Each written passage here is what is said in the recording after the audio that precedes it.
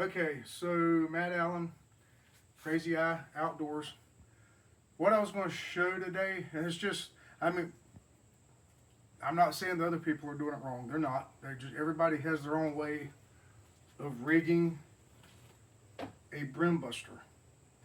So I think I have a little bit of experience. I'm 57 years old. I was brought up in a bait store and bait and tackle store, and I have fished for 56 of those 57 years. Um, this is just my way of doing it. What I'll do when I actually buy a brim buster, this one is not a Black Widow. This is an Apache. I've taped over something Apache, something in precision. Came from Walmart. It's a crappie pole. We call them specs down here.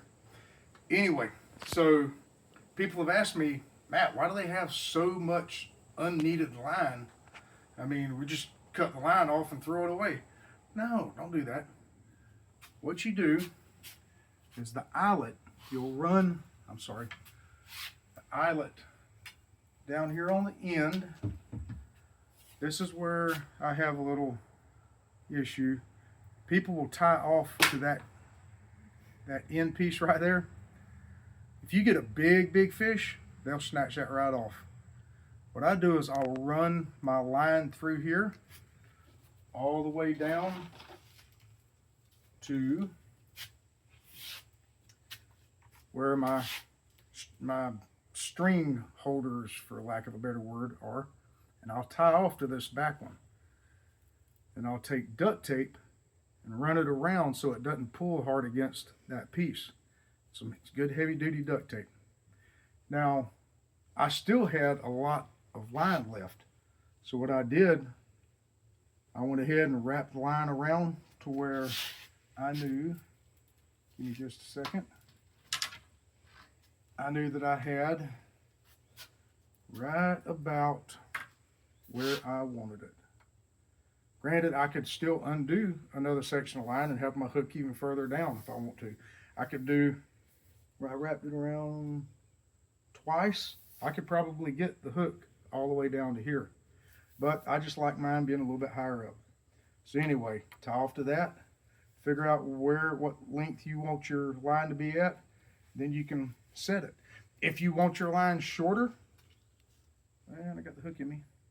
If you want your line shorter, just take the line piece right here. If I can get a hold of it. Shouldn't have clipped my fingernails. And wrap it around again.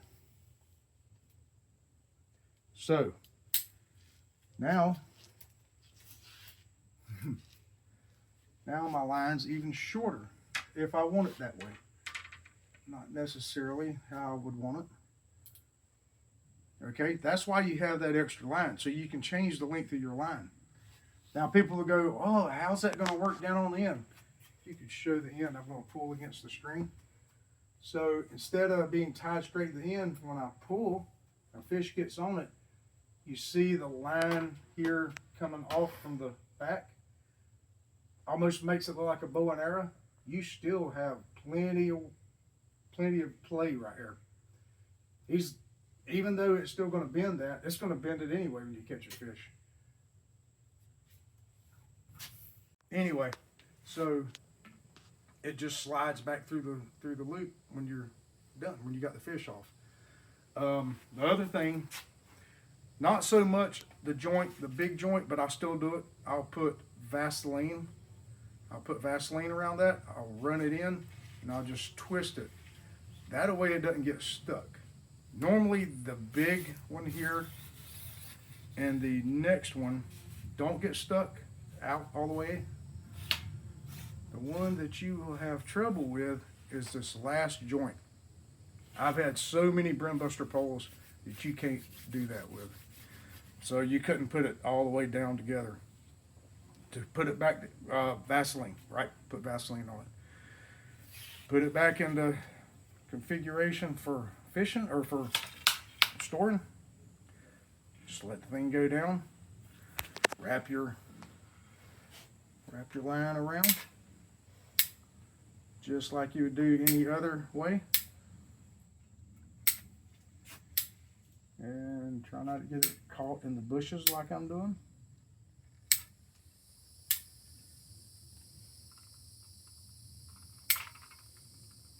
Wrap it around.